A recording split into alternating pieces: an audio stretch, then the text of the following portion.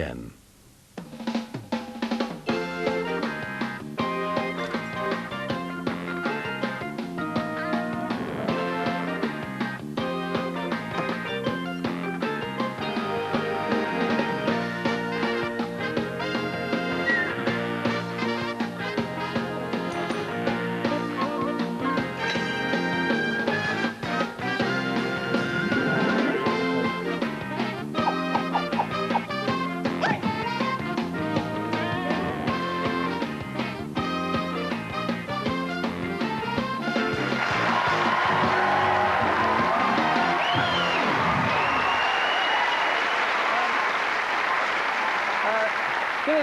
Good evening, ladies and gentlemen. Welcome to the show. Now, please don't be embarrassed if you've just said to your television set, "Oh no, it's those two again." Because we recorded this about 10 days ago, so we're actually at home now saying exactly the same thing. We know that everybody talks back to their television. Yes, I do it all the time. Yeah, but you watch far too much television. Do I? Yeah, you fancy the Cadbury's Caramel Rabbit. Well, yeah, it's her voice. She's a cartoon rabbit. So what? And you said the Jif micro-liquid bottle's the kind of bloke you like to go to the pub with. Well, he is. I've got micro power. I mean, he sounds like a laugh. Anyway, the point is, as you may have gathered, we both watch far too much television. We are both particular fans of the Sunday afternoon film. Where would we be Sunday afternoon without an old film to watch? You know, The Great Escape or something. Oh, they really need a chance to show that again. It's hardly ever on. Do they escape? And who's the best character in The Great Escape, everybody? The Forger. Let me come with you. I can see perfectly.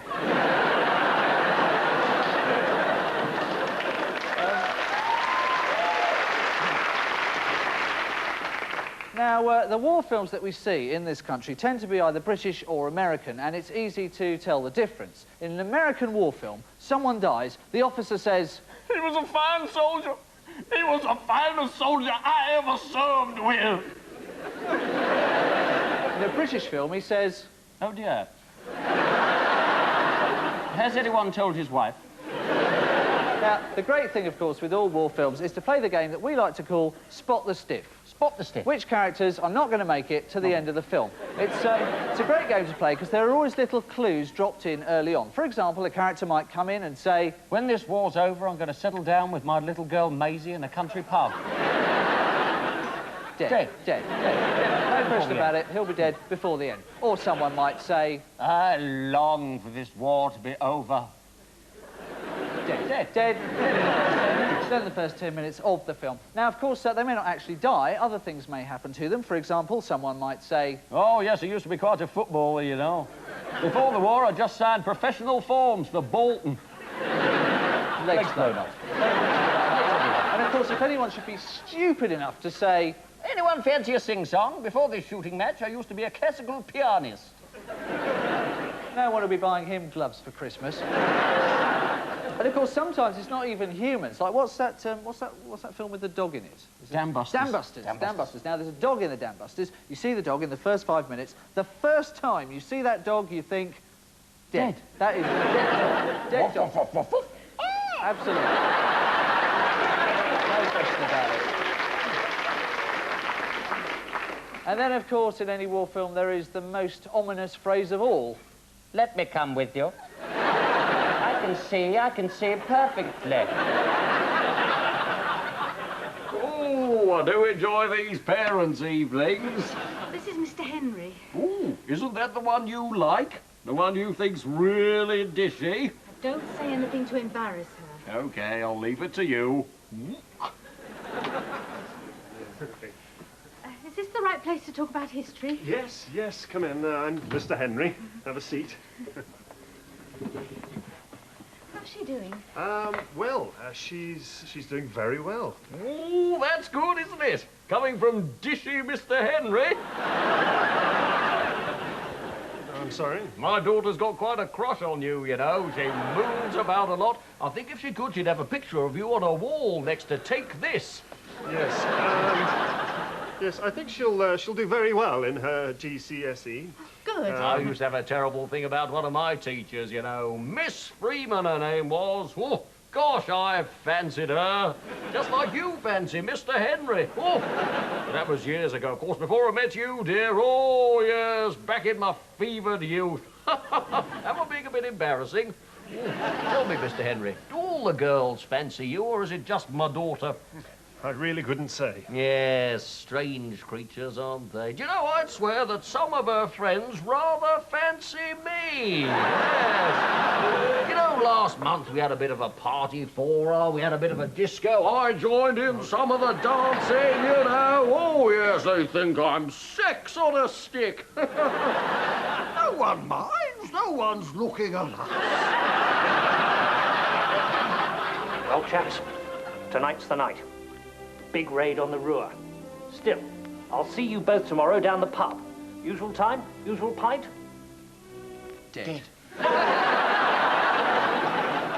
In war films, it's spot the stiff, but in science fiction films, you get to play spot the alien. Because in 50s and 60s schlock, the alien has always taken on human form to blend in on planet Earth, and because the makeup budget wasn't very big.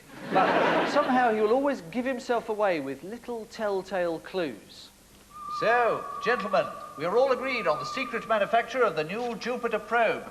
Any final objections? Professor Jobson? No. Colonel Brackley? No, perfectly clear. Dr. Alabaster? Yes, I have objections, many objections. The physical frame of you puny Earth people will never withstand the gravitational pull of planet Jupiter. Is there any more tea? Because somehow the alien always seems to have managed to wangle himself some dead giveaway job, which he's always terribly keen to tell everybody about. My name is Dr. Gustav Alabaster. I am a research scientist here at the Institute. Because the alien always seems to have found himself a job like that, at the Institute. You never find them working anywhere else. My name is Dr. Gustav Alabaster. I'm a bus conductor here on the number 15 route to Oldgate. Now, in films like that, there's only ever one of two plots. In one of them, the alien has crash-landed on Earth and is now trying to rebuild his spaceship.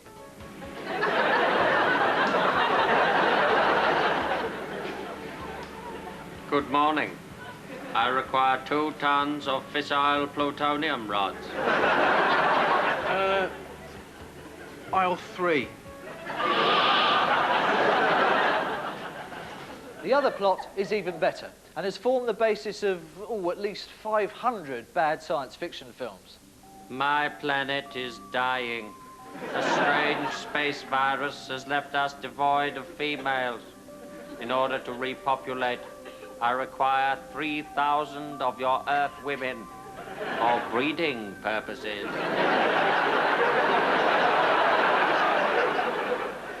And that's his mission. Naturally, because he's trying to be human, he has to learn human chat-up techniques. Hello. Do you come here often? Let me buy you a drink. Thanks. What star sign are you? Sagittarius. Come with me to a distant planet where you will be used for interplanetary breeding purposes. Well, I will never hear a worse chat-up line than that. Hello. Would you like a drink? Lovely. Ah, this is the life, Gary. The same customer service environment as burgers, the same job satisfaction as burgers. Only difference, slightly less oil and grease. Hello? Oh, no, sir. I think it would be a terrible mistake to try and service the vehicle yourself. No, far better to entrust your car to experienced professionals. Yeah, you seen the spanner? Yeah, you were stirring your coffee with it, I think, Gary. All right, sir. So you bring the car in Friday, you can pick it up Monday, OK? Yes! I've just got myself a Jaguar XJS for the weekend. I've checked Mr. Sprockley's Rover, and the only thing that's wrong with it is that the knob at the top of the gear stick is missing. What do you reckon? Fit a new gearbox, I think. Don't forget we've got Mr Thomas coming in. It's a foreign car. We're planning to knock him for a new clutch, gearbox, flywheel, plugs, points, 4 new tyres and a water pump. You can't get away with all that. You can with the Nissan.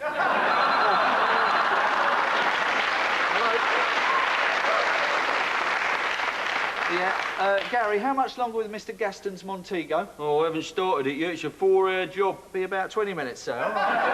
Oh, customer, Gary. Oh, what? You want a car wash? No, you need a token for that. You get it there in the front.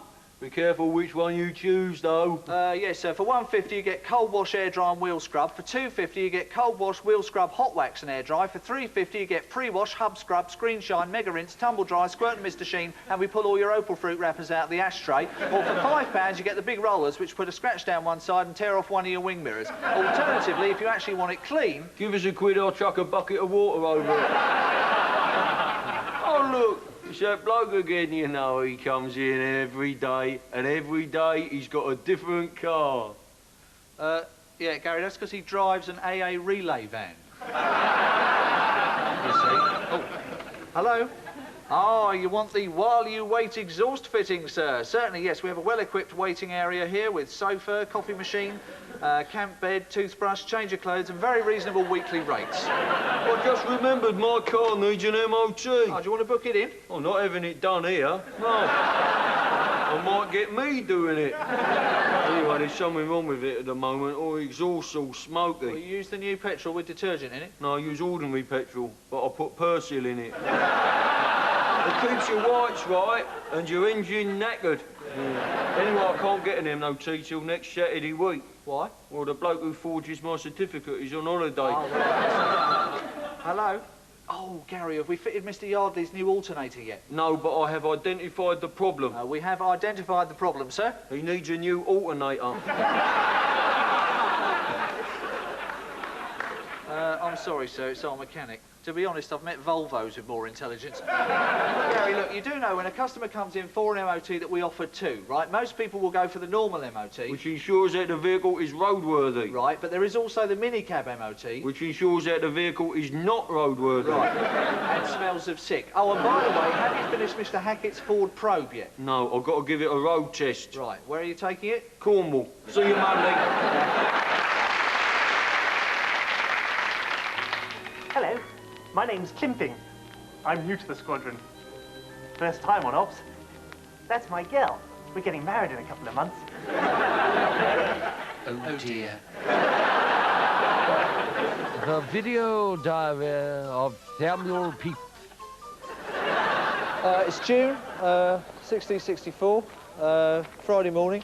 I was a bit bored this morning, so I've come down here to Tyburn to watch some public executions. Always a laugh. Good crowd in this morning, quite a good bill. Got the souvenir programme here. The main event, the big one, they're going to behead the Duke of Monmouthshire. Going to chop his head off. I don't know why, probably treason, usually treason. Is it? Anyone? Oh, speeding apparently. Oi, Rufus! Nathaniel, Montague, all right? All right, yeah. Yeah, OK. Pox on you, mate. Some of my mates down here. We come down here quite a lot. Last week, really wanted to see them hang the Earl of Surrey, but that was all ticket. All ticket execution, not the same if you have to sit down. Of course, it's only 15 years ago they chopped the King's head off. Shoo! Chopped his head off. And that was a good day out, you know. Cromwell. Yeah, all right. Some people don't approve of this capital punishment, but I say, my opinion is, it's a laugh, isn't it? You know what I mean? It's not a real one. It's not a real one, you see. It's a bloke over there, he sells these for a laugh. Souvenirs, you see. It's not real. Ugh. July the 3rd, 1665. Nothing happened today. Actually, we're very, very excited at the moment because the producers of Beavis and Butthead phoned us up the other day and they said, did we want to do the British version? Dennis and Punthead. Now, obviously, there's going to be some slight differences because you are British. Beavis and Butthead are interested in heavy rock, chainsaws and girls. What are you two interested in? So we said housework, cookery and pottering about in the garden.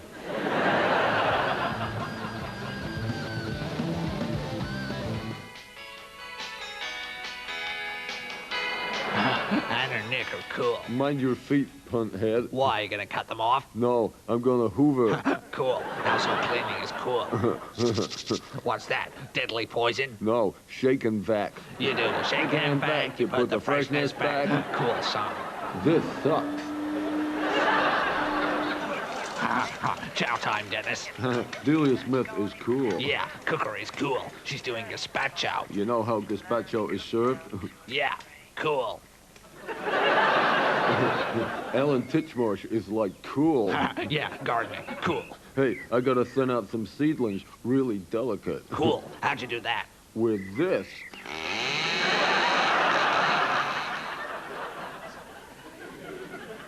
Oh. Oh, hello, Mrs. Jade. I bet you're beginning to think this is all I do. Well, I can honestly say this is the first cuppa I've had all day, due to the fact I only got here at 10 to 5. Incidentally, I couldn't find your tea at first, and when I eventually did find it, in the shoe cleaning box behind the saucepans at the back of the cupboard under the sink, I noticed that somebody had put a padlock on it. Luckily, I had a hacksaw. Anyway, good news. I've finished all your tiling. The adhesive will take a couple of days to harden, but then it should be rock solid, and I can move on to your bathroom. Now, I don't know if you've decided yet on the type of suite you want, but I should be able to get that item for you at a preferential rate. You're buying from Bathrooms of Kensington, are you? Well, I can certainly beat their prices. Firstly, because they slap an appalling and unjustified markup on their goods. And secondly, because my mate Roger hijacked their delivery lorry last week and is knocking them out from a lock-up in Hackney. Some of the toilets got a bit chipped, but a bit of avocado polyfiller will soon sort that out. Alternatively, Roger is offering a selection of toilets that he has obtained from what we now call the Czech Republic. The affordable prices of which reflect the strength of the pound against the newly emergent economies of Eastern Europe. They look exactly the same as the Twyfords and are built to the same exacting standards, except that the Twyfords is built of top-grade vitreous china and has an all-steel cistern mechanism, while Rogers are made of papier-mâché and the flush doesn't work. Well, when will all the work be finished? Yes, I'm sorry it's taking longer than the 3 days I promised.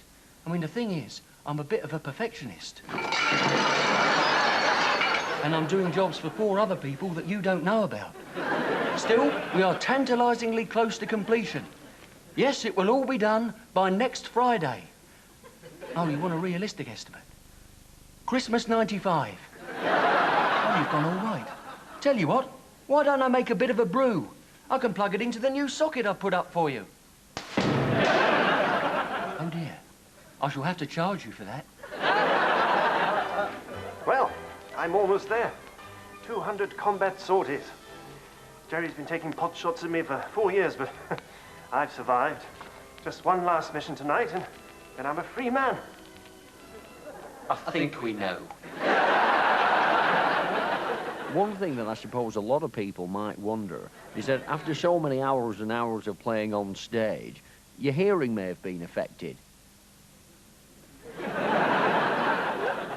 What? Well, surely any degree of deafness could cause a certain amount of difficulty when on tour. Hmm? 1, 2, 1, 2, 3, 4.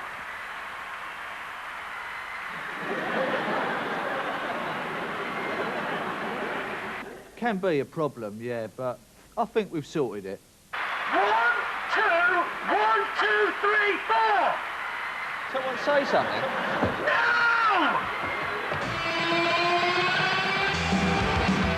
Well, medical consensus is divided on this question as to whether chronic tinnitus or permanent damage to the membranes of the inner ear is exacerbated or indeed instigated by the conditions that you mention. But I have to say that my immediate reaction to your question is to point out that if it's too loud, then you're too old. You're a boring old fart, and I'm a rock and roll animal! And I think that is the general view of the British Medical Council. Eventually, Rick's deafness reached the point where in the recording studio, the conventional headphones were no longer enough.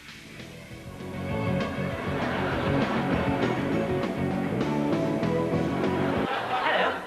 Before the war, I was a brilliant language scholar in Oxford. Dead.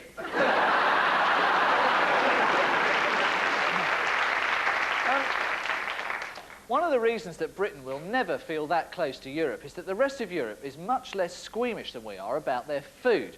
On holiday in France last year, I found that French supermarkets sell chickens that aren't plucked. Right? You have to pluck them yourself, and it takes about 5 hours, and then you can get out your recipe book and think, right, what shall we make? Casserole, curry, or cushion? I found this particularly hard because I am probably the world's laziest cook. I get annoyed in Sainsbury's when you buy a chicken and it says oven-ready chicken. And you think, no, it's not. That polythene will melt. The worst thing I ever had to eat was on a school trip to Germany. I was staying with a German family, and one evening the father said, "Ah, Stephen, are you hungry?" And I foolishly said, "Yes." And he said, "Good, for tonight we eat brain of the cow." Now, I was a guest in their house, so I didn't want to be rude. But then I remembered that projectile vomiting over their dining table might seem as rude. So I got out my German phrase book, and there were lots of phrases like, you know, which way to the post office, and can I buy a ticket to Hamburg, please? But nowhere was there a phrase for, I do not wish to knowingly consume the cooked cerebral cortex of a large domesticated mammal. Plus, I was worried that if I ate it, there might be this science fiction thing, you know, that somehow the cow's brainwaves would transfer into me. You know, I'd go back to England and my parents would be worried about why I was always standing in the garden chewing. I thought, well, maybe this is why the Germans are so good at football. You know, they're bound to be good at anything that involves moving around a field in large groups. Even worse happened to a friend of mine on holiday in France. They stayed on a farm where the owners strangled their own chickens, right? Sunday morning, this family would get up, have breakfast, go to church, say prayers, sing hymns, come home, strangle a chicken. But that's what food is, I suppose. I mean, we forget. You drive around in summer, you see all those signs, pick your own strawberries. You never see any that say, strangle your own chicken. But someone's got to do it. Bernard Matthews must be a psychopath. I mean, I couldn't do it. I would turn instant vegetarian if it wasn't already done for me. I hate terminating anything's life. As a child, I didn't even enjoy pouring boiling water on ants, you know, which most kids do. I would always hesitate until the water wasn't quite boiling, you know, it was just very hot, and that's not good enough. The next day, there'd be 4 times as many ants, you know, because word had gone round. The ants at number 14 have got a power shower. And I don't like swatting flies even, you know, partly because it makes a mess, and partly because newspapers now have got so many supplements and sections and pull-outs. You swat a fly with the Sunday Times, you take out the whole window. Flies are weird anyway, right? Because the average fly spots a rolled-up copy of the Radio Times and thinks, better get out of here. The same fly sees 1.5 tons of Ford Escort heading for it at 70 miles an hour and thinks, right, headbutt this bloke.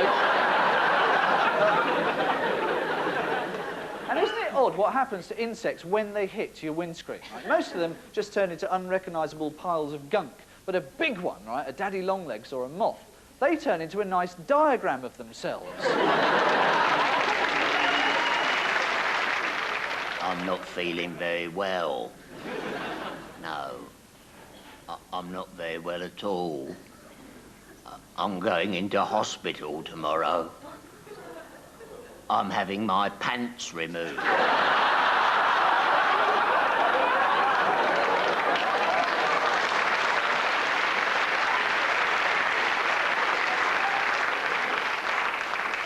It's a 4-hour operation. An hour to remove them, and 3 hours to get them to Sellafield for reprocessing. Oh, well. Milky, milky.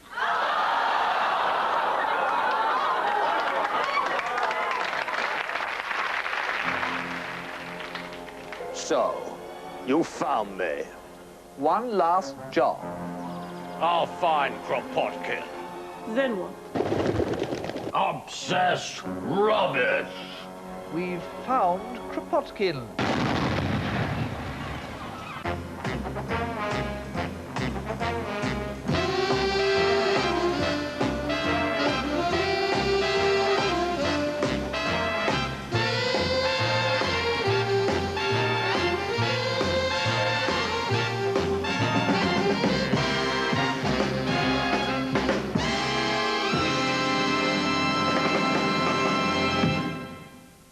Martin, when you're up against Kropotkin, every second will be precious. Let's see how fast you can assemble this rifle.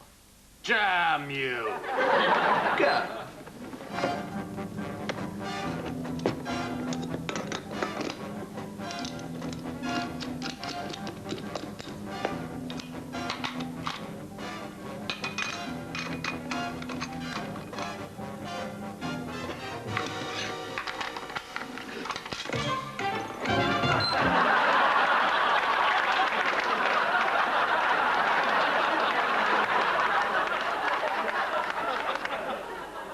They have found KROPOTKIN. He's in a safe house somewhere in West London. Excellent. We've got our top surveillance team on the case. Watching other people is their whole life. Nothing moves in that street without our knowing it. Who are they? The pensioners from across the road. Oh, look. There's that top international assassin at number 18 again. There's the whole tone of the neighborhood. Oh, he's getting into his car. Damn you! He's getting away. Don't worry, we've got someone tailing him. Who? Mrs. Hedges from number 22.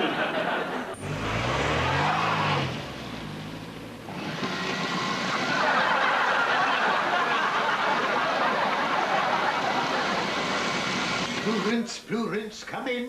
Over. Where's he going? Who's he planning to assassinate? Well, there is that top security meeting of NATO's top military leaders tomorrow. How did you know about that? My sister's doing some of the bunting. Damn you and all your kind. To infiltrate that, he'd have to be disguised as a top military officer. He could be planning to use the old drag someone into a cupboard and steal their uniform trick. The chances of his chloroforming someone exactly the same size as himself must be tiny.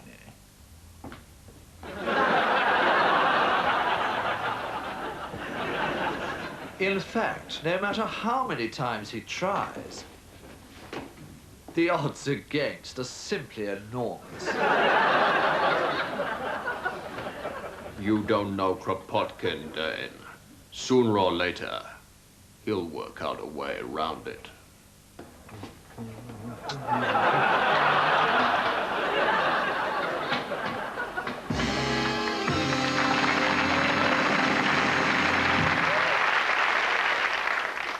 Well, ladies and gentlemen, we've come to that point in the show that the French would call the end of the show, only they'd say it in French. And, Who are you? I am Dr. Gustav Alabaster. I am a prop storage supervisor here at your television center. Yeah, you fit in perfectly. Are you female? Not exactly, no. Are you the one who fancies the Cadbury's caramel rabbit? I might be. She is mine. She must come with me to a distant planet where she will be used for interplanetary breeding purposes. Hugh, no one believes you're an alien. I am an alien. No, this is sad. What are these cameras? They must not be allowed to record. Hugh, you don't look like an alien. I look like sex on a stick. No, you look like Douglas Hurd. Do I? Yes. Oh, to be honest, you do, I'm afraid. And those glasses look really, you know... Well, they are. They're really painful. They really hurt my eyes. Yeah, They're all sort of funny. Yeah. Where are you going? Off. It's the end of the show. Let me come with you. I can see perfectly.